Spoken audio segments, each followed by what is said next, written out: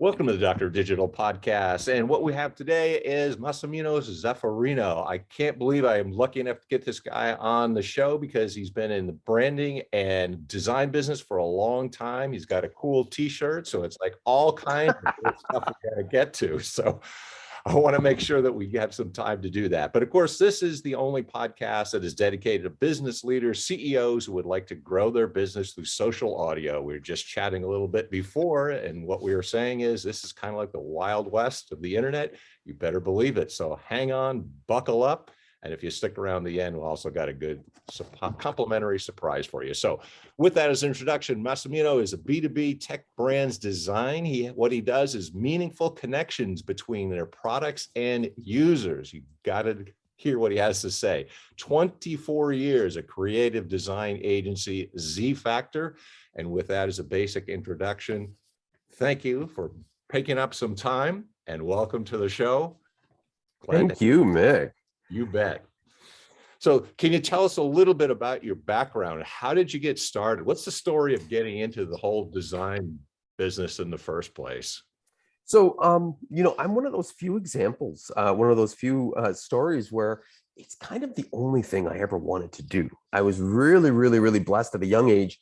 I knew I was creative and I had to figure out how to make money being creative, right? And my first year in high school, I met a great teacher and she says, she's like, because I always had this goal, like, remember Who's the Boss? Remember the show Who's the Boss? Sure. So I remember when I was like, 7, 8 years old, I remember Angela Bauer going up and doing this presentation, this creative presentation, because she owned an advertising agency. And I was like, wow, I could do that. I want to pitch ideas to people, but I had no idea what it was and what it meant. It just felt right. Mm-hmm. And then when I got into high school, it was my first year of high school, and I took a course. It was called a graphic design course. And the teacher was like, you have art abilities. If you want to own an advertising agency one day, your route is through being a graphic designer. And so from that point on, when I was like 14 years old, it was just like, I set a goal for myself that, in 10 years, I was going to have my own agency. And sure enough, we started in when I was 24 years old, literally. So, yeah, and it's just been a great run ever since. I'm not going to lie. Went to school for design. Everything I took from, that moment when she was, she kind of gave me that little glimpse of light. Every job I ever took was always, to gear me to that direction. Instead of doing a retail job at Walmart or something, I would take a retail job at a photography store. So I would learn about photography, right? Instead of, just working at a cash register, I took sales. I would do a sales position. So I would learn how to do sales. So every decision from that point forward, just kept me on track. It kept me on target. So I was one of the few that actually, this was the only option I had, because I was a creative, and thank goodness I could figure out how to make money being a creative. So I wasn't a starving artist, to say the least. It's if there's a little bit of desperation, but I mean, it's great to get a focus, because I've talked to a few people. You're right. It's very unusual because people will go through college and major in something that has nothing to do with their real life. So, I mean, that's really awesome from a young age, really get a focus and knowing that. But I think one of the questions I was curious about, now you've really been in the game for a long time. What would you say are some of the changes that you've seen, like when you first started in high school, your view, and as you've gotten into the field for so many years? So I can't even talk about high school and what high school and college was like, because that's just not even fair. Because back then, I mean, I remember, learning my first Mac, like my first design programs on a Macintosh. And I mean, they were so not even made for the industry at that time. They were all, very rasterized, very low res, but it was just kind of the early signs, right? But if I was to skip forward to when I started my business, at the very least, right? Because that's when I started understanding that things really had to take a turn. Because even in college, they were still teaching manual mock-ups and such, which was, even at that point, I knew that was outdated. And I struggled with that because I'd already been in a Mac environment I had a very progressive high school. So we had a Mac studio there. So when I actually went to design school and they wanted to take us back to basics and still do letraset and typography, it was challenging, to say the least, because I knew they were teaching us things that were already outdated. So that wasn't the best experience, unfortunately. But then when I started my business, it was a unique point in the industry, because it was 1998 is when I started my business. And the internet was just starting, literally. like to be a public mass where people were just adopting it. We would, unplug our modem once a day and our fax machine once a day, plug it into the modem and check to see if you had a email, right? One. So, Sure.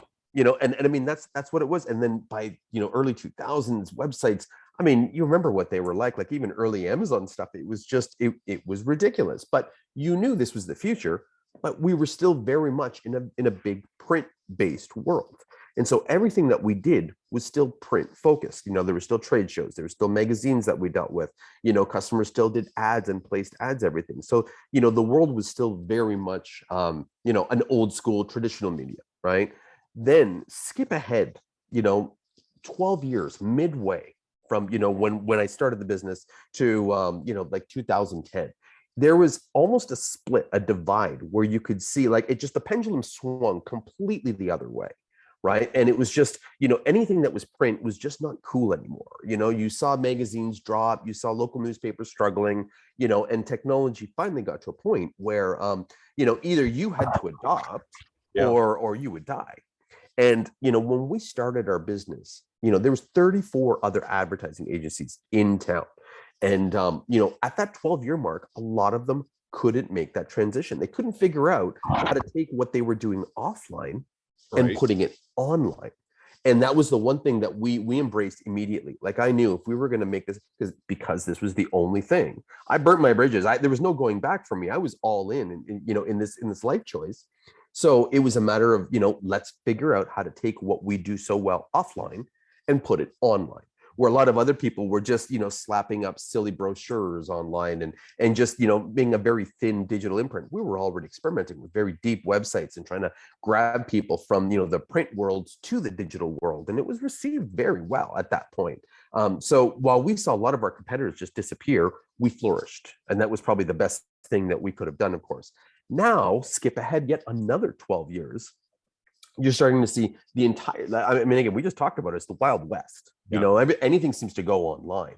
But you are seeing a huge resurgence, in trade shows again. Maybe it was just coming out of this lockdown for 2 years, but, trade shows are just through the roof. There's backlogs. People can't get, retractable banners and trade show booths, just because everybody's now in a rush to get back out there. And people are trying to incorporate print again. So there's new demand for print, but it's shorter rate. So, what we had to do is keep evolving with the times. And I mean, honestly, I think over the past 24 years, we've evolved. We had to change our business model to adopt, I think it was 5 different times, going from strictly to print. And then, we were specialists in the trade industry. So there was a recession, industrial recession. So we had to pick up and then move to technology. Then from there, the internet just blew up. So we had to then adopt the internet. Then came this global economy. Right now, we were seeing competition all over the world for what we did, because now it was, why do I have to pay you your rates here? I can get it for a friend. So we had to continuously keep evolving our business model, and we still are on a regular basis. So I think that's something that we've managed to do very well. And again, it feels like after the past 5 to 7 years, it's all finally come together. And all the evolving, all the learnings, all the experience we have has actually helped us, become the company we are. So crazy. It's been a crazy time. It's a wild time. I was going to touch on some of the hot growth areas, but you did sort of evolve into that in part of your answer, because these are the things that we'd say, well, what about like right now? What would you say are some of the hot areas? You actually started talking a little bit about that. Yeah, absolutely. Like, again, it's just crazy. I mean, prior to COVID, of course, or during even the COVID lockdowns, hot area was anything digital, right? And I mean, people jumped on that bandwagon quick, and you saw that. You saw people, starting to do. They would start up businesses, and do virtual birthday parties, right? Because they were embracing digital. Sure. This is here. This is now. How are we going to do it? Just because, unfortunately, the world's in lockdown doesn't mean that a parent doesn't want to give their kid a birthday party. Right? Exactly. So, and then other companies, some entrepreneurs went and started doing custom backdrops, right? Because again, just like you've got a custom backdrop on your Zoom, nobody was using their corporate. Everybody could see a horrible bedroom like what I got going on over here. I probably really should put a different kind of backdrop on here. But the reality is people were adopting. And I think that was the key to all of this. So, I think a matter of, just adopting digital and just taking it and just running with it is the goal. Mhm. So what would you say for like business owners, the person who is a non-design person and you're the design person for a business? Because like you say, I brand because I got to think I'm the young man with the old car, as I say it. Quick, but what would you say to a business owner if they don't grasp the idea of design and branding? What would you say to them? Oh, if they don't understand. So design on a good note, there's no excuse anymore for anybody to elevate the look of their company to be, there's so many free resources online that nobody should have a subpar logo anymore, because this is what, unfortunately, people will judge you based on, your business, the way your business looks, your brand, going out into the marketplace. So design wise, there's so many free resources that even if they don't want to actually invest in it, you can go online and get free logos anywhere. There's logo generator. Sadly, if you're a small company, you've got a tight budget, and you don't want to actually invest, that's fine. But there's no excuse for somebody to have subpar branding, right? A brand is the most important thing a company can have. They need to own a space, because a brand, but at the same time, the brand is more than just the logo itself. And that's what people have to understand. It's more than the logo, but it's the overall impression that they leave in a consumer's mind, right? And that's key. So, of course, your visual identity is a huge part of that. But then, of course, it's the experience they have with you, the experience they have after dealing with you, right? Like, it's so easy to lose a customer these days. And really all it takes is one bad experience. Sure. So, more than the design, although, I embrace design, of course, I'm passionate about it. I think companies really need to, figure out what they want that brand promise to be. They're going to promise something, they're going to promise to deliver something to that customer every single time, and then make sure every single part of your company is in line with that promise. So everybody always says, oh, our customer service is much better than anybody else's. It's like, okay, prove it. Make sure every single person, from the guy who shows up at your technician who shows up at your customer's house, to the person who answers the phone, to the person who replies to emails, even the collections person, even if something happens and the invoice is now 60 days late instead of 30 days late, there's a way to handle that. So people say customer service, but do they actually live it?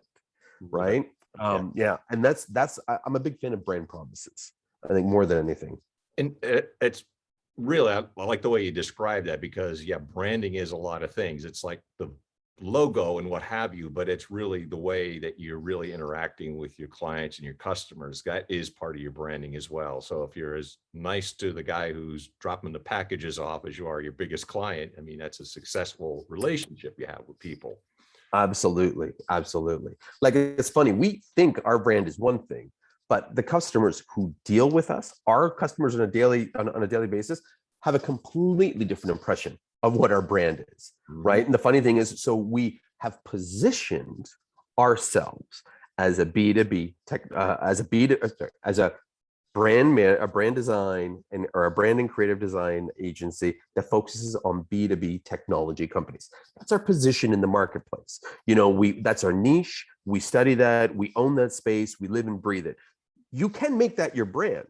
But once our customers start working with us on a daily basis, interacting with us, they get the work, they realize that our brand is actually, we're a get shit done company, right? Like, they come to us because they know that at all odds, we can deliver. We will deliver, whether it's tight deadline, whether it's, what realistically they can get within a short amount of time, what they can get a bigger amount of time. Because I guess a lot of people in our space, unfortunately, they dawdle too much. They overthink everything. They put way too much time and energy into analysis paralysis, where it's like, we're more of a belief that it's much better to deliver something earlier and then monitor it, right? And see what the feedback is like, and then iterate as you go along, right? So that's our brand.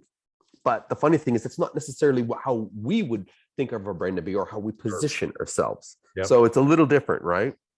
And one of the things we were saying about is, how do people get a hold of you? Because I think that's one of the key things. You're relationship oriented, and that is part of your branding. So I'm the business owner. I want to get in touch with you. What do I do, and how do I get in touch with you? So, for us, it's we gave up